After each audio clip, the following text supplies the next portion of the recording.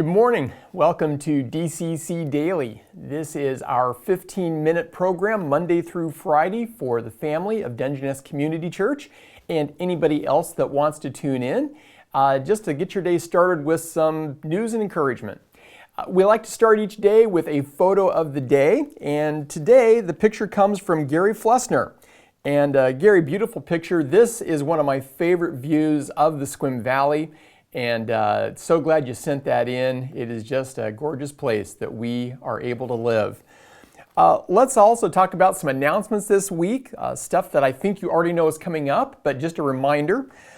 Sunday worship will be on at 10 a.m. again this coming Sunday. That is online, or at noon you can tune into the same service. It'll be at noon on channel 21 if you get Wave Cable. So just another option, especially for people that maybe can't access it online. We'll be continuing the sermon series this week that I've titled Breakfast with Jesus, Ask Him Anything. And as you may recall, the topics for this series came about as a result of you all asking your friends, neighbors, family, if they could have breakfast with Jesus and ask Him anything, what would they want to ask? And from the responses that came in, I went through them. I found that there were three that really rose to the top, that several people were asking the same things. And so this week we're going to look at the second of those big life questions. And that is, what about the problem of evil, pain, and suffering in the world? If God is good, why do we live in a world that has things like pandemics? And so we're going to try to tackle that one this week. And if you've got friends that you think would be interested, please do invite them to tune in. Also, Kim Rosales and her daughter Elizabeth are going to be sharing a kids chat with us. We'll have some more music. So looking forward to Sunday. Then coming up on Thursday night, this week, Thursday night, we'll be having a prayer time.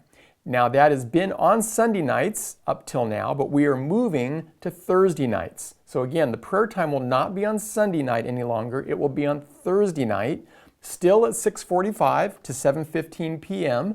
And you still access it the same way. So I'm putting on screen the number that you can dial in, or you can go to the switchboard at dcchurch.org, and on that page there is a link that you can click to get in via computer. So Thursday night you can join Burnett and I for some prayer. Also a reminder that there is a feeding program that the staff at Helen Howler is putting together for kids, and if you would like to get involved in that, just drop a message to the church office, either call or email us, and we'll get you more information about that program. Okay, round to it. We have been celebrating those projects that people are finally getting around to that they've been putting off. And our round to it project today was sent by Dale Erickson. Now, Dale, as I understand the message, is telling me that he didn't actually do this because he was stuck at home during the pandemic. This was another time that he got stuck at home during a big snowstorm. I think what we all have called Snowmageddon about a year ago. But he and Dale Herdlow put together this spiral plywood staircase. And that is some pretty nice craftsmanship, you guys. So congratulations on that beautiful staircase. Yeah!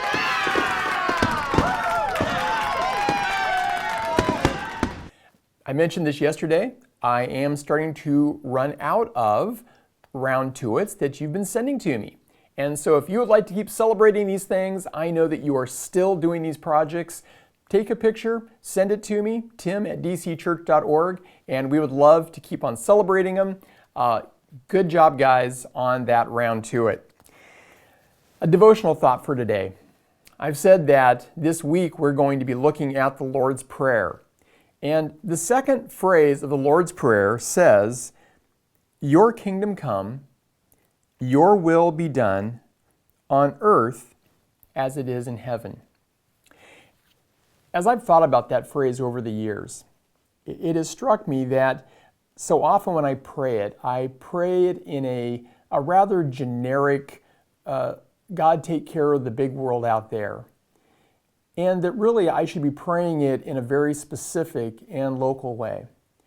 That I'm praying for God's kingdom to come, not just out there, but but right where I live, on my street, my next door neighbors, that the effects of God's kingdom, the presence of His Son would be felt. And what that really means is I'm praying that God would allow me to be His vessel, to be His hands and His feet. So I pray that you today would be praying that prayer, that you'd be praying and saying, Father, may your kingdom come to my street. May your will be done right here where I live. And Lord, what is it that you want me to do to be your hands and your feet to bring your kingdom right here, right now, in a time like this? Well, we have another interview today, and I think we'll just go to that interview, and I think you'll enjoy our guest. So our guest this morning is Julie Johnson, and Julie heads our women's ministries. And Julie, why don't you tell everyone a little bit about yourself? Okay. Well, I was born in Ohio, and I came out to California after graduating from Ohio State, thinking that I was just going to come out to visit for a couple of weeks and then go back to Ohio. And I got to California, and I thought, why would I ever want to go back to Ohio? And so that was in 1973. So I stayed in California for 38 years in the Bay Area, and raised my 2 kids there. And I was a single mom there for many, many years.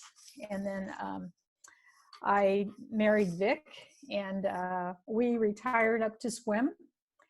And in 2010, so I've been here, this is my 10th year here. And when Darcy was talking yesterday about, I've been here 10 years, I feel the same way, like a newbie, but this is my 10th year. So I guess I'm not a newbie anymore. You're in.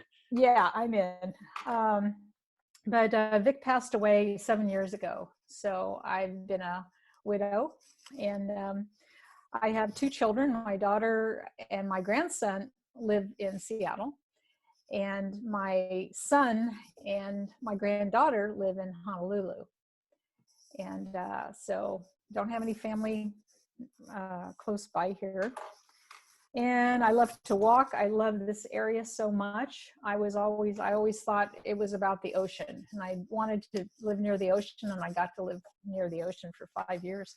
But now it's all about the mountains. It's just wonderful. And I love to garden. I love to grow food. I love to grow salad and go and pick organic things. And that's great.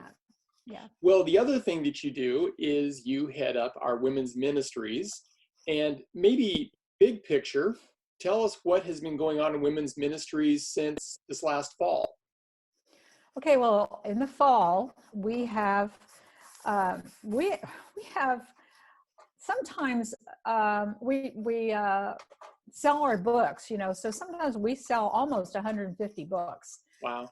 Which means that when they register, when they buy a book, they're registering. So last fall we started off with Jen Wilkin. She's become one of our favorite Bible study teachers, and we do the video Bible study. So we did God of Covenant.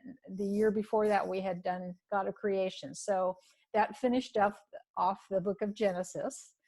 And then we always take a winter break. And then in the winter session, we did Jennifer Rothschild's Psalm 23. And that was just a wonderful study. And it was really an appropriate study for what we're facing now, too. Psalm 23, the Lord is my shepherd, and He can walk through us through whatever valley we are in.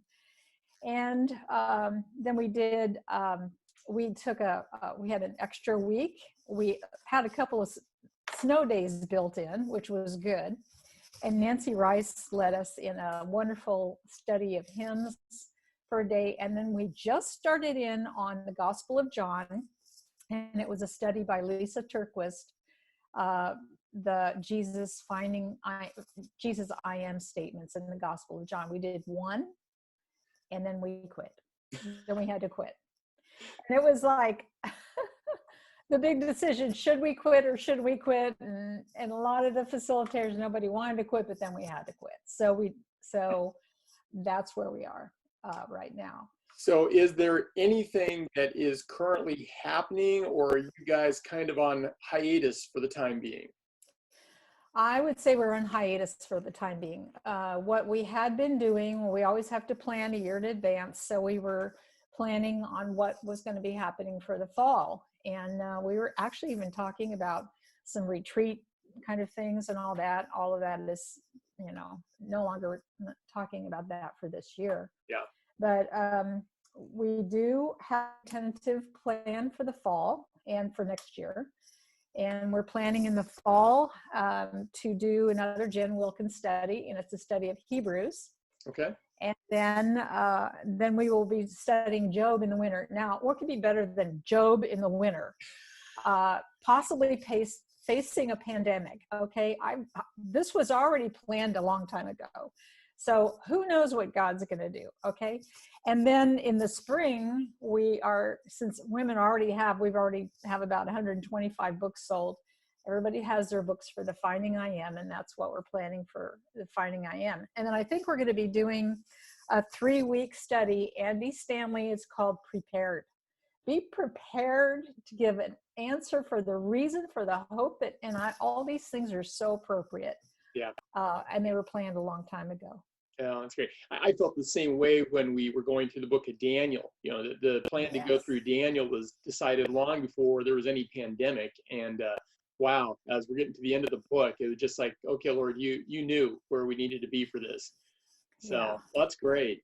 Well, I just really appreciate all that you and your leadership team have done in women's ministries. It is a wonderful ministry. I'm sorry that you're being forced to take a bit of a time out here, but it sounds like a lot of good plans for the future as the Lord gives us the opportunity to resume some semblance of normal here in the months ahead.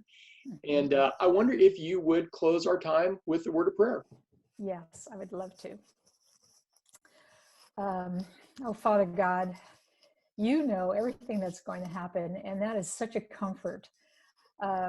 We are sheep, and we learn about how sheep are and how we tend to think that we want to go this way and that way, but we stray, and you seek us out, and you find us.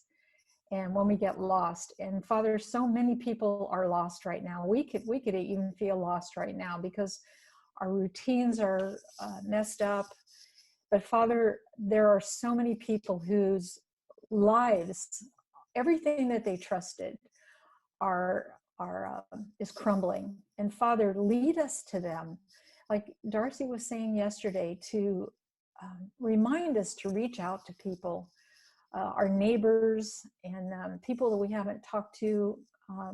Thank you that we live in an age where we don't have a monthly 300 limit of texts, 300 minutes that we have to, ration out, but that we have unlimited minutes on our phones and unlimited texts and good internet, most of us. Help us to reach out and harvest and just make you famous, Lord, in this. Father, thank you that there is preponderance of evidence that you are 100% in control and that you are good. And we can't wait to find out what you are doing in this entire world, because Father, this is something that you are doing. You are allowing to happen for a good reason. And you are a good God. And I just thank you so much for what you're doing. Help us to focus on that and to not be afraid, Father, so that people will tap us on the shoulder and say, why aren't you afraid? Give us the reason for the hope that lies in you. Please make us like that, Father. Give us courage. In Jesus' name, amen. Amen. Thank you, Julie. Thank you, Tim. Well, hey, thank you so much for joining us today. Tomorrow, we'll be back again, 9 a.m., and look forward to seeing you then. Have a blessed day.